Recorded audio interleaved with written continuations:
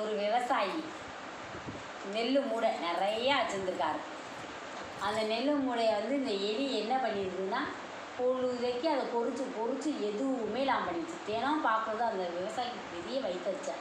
இதனால் அந்த நெல்லில் ஒன்றுமே இல்லை, இப்படி பொறிச்சு தினம் போடுதே அப்படின்னு நினச்சிட்டு இருக்காரு.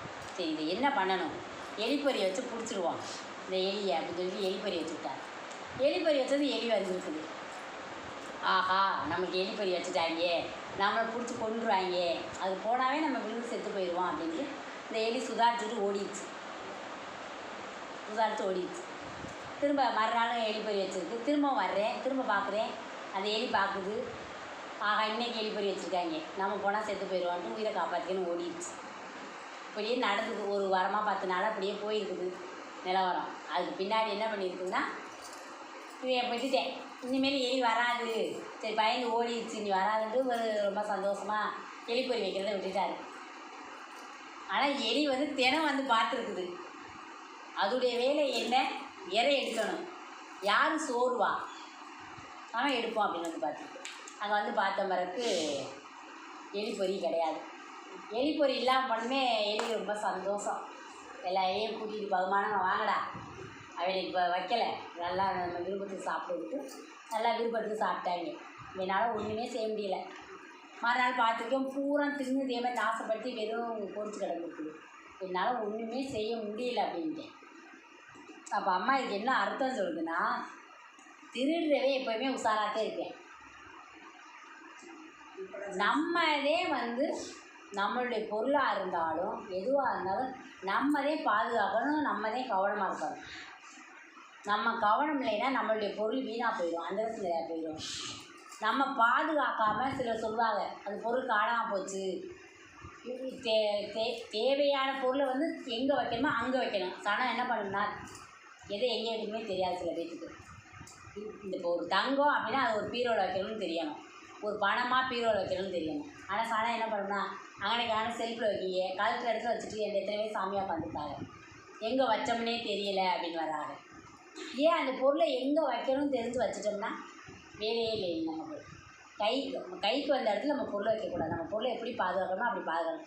களவாணிங்கிறவே அவனுடைய இதில் வந்து அது இருக்குது. இதுக்கு அம்மா என்ன சொல்லுதுன்னா, நம்ம பொருளை நம்ம பாதுகாக்கணும். என்னதே எலிக்கு பொறி வச்சாலும் எலி களவாங்கிறவே சுதாரி பார்த்தே இருப்பானா, அவன் எந்த வழியிலையும் களவாண்டு வேணாம். களவாணியாக பார்த்து திருந்தலைன்னா களவை திருத்தவே முடியாதா, யாருனாலே முடியாதா, அவனா திருந்தணும். அப்போத்தான் இந்த களவு ஒழியுமா. அவன் சிந்தனையில் அந்த பொருளை களவாங்கணும்னு நினச்சிக்கிட்டே இருந்தேன்னா அந்த பொருள் காணாமல் போய் நம்ம வந்து பாதுகாப்பாக வைக்கணும்னு நம்மளோட பொருள் நம்ம விட்டுட்டோம். இதுக்கு என்ன அர்த்தம்னா, திருடனுக்கு தேல் கொட்டினாப்புல இருக்கிறது ஒரு பழமொழியே இருக்குது. எப்படின்னா, களவாங்க போகிறது தேல் கொட்டிச்சான், அவனால் கட்ட முடியாது, களவாங்க வந்துட்டு தெரிஞ்சு. அப்போ அந்த கொத்துற வலியையே தாங்கிக்கிட்டு அந்த பொருளை களவாண்டிருக்கேன். தேல் கொத்துனா எப்படி இருக்கும், கொத்தலைனாலும் நம்மளோட அதோடைய அடுத்த சொல்லி நம்ம கேள்விப்பட்டிருக்கோம். அது மாதிரி அது களவாங்க போகிறப்ப தேல் கொத்திருச்சு, ஆனால் அது கத்தலை. ஏன் கத்தலை, களவாண்டது தெரிஞ்சு போயிடும் அப்படின்னு சொல்லி கட்டாமல் இருக்கேன்.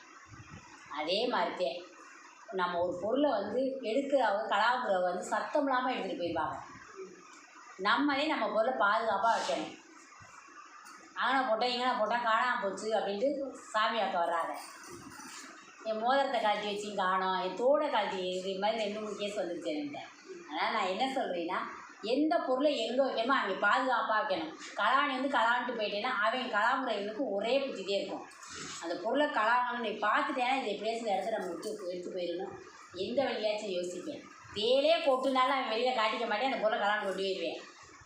சத்த நேரம் தேனே அப்படி இந்த செந்தில் படத்தில் பார்த்தீங்களா, செம்பை உள்ளே விட்டுக்கிட்டு தேல் கொட்டி கலட்ட மாட்டே இல்லை, தேல் அப்புறம் உள்ளே தேல் வந்து கொட்டி கொடுக்கல, அந்த கதையே. அதனால் எப்பயுமே நம்மளுடைய பொருளை நம்ம பாதுகாக்கணும். நம்ம அங்கனைக்கு போட்டுவிட்டு அப்புறம் சாமி ஆடிக்கிட்ட போய் என் பொருளை காணாமல் போச்சு, யார் களவாண்டு வேணான்னு தெரியல, அவங்க சாமி கேட்கணும் தெய்வம் கேட்கலாம் சொல்லக்கூடாது.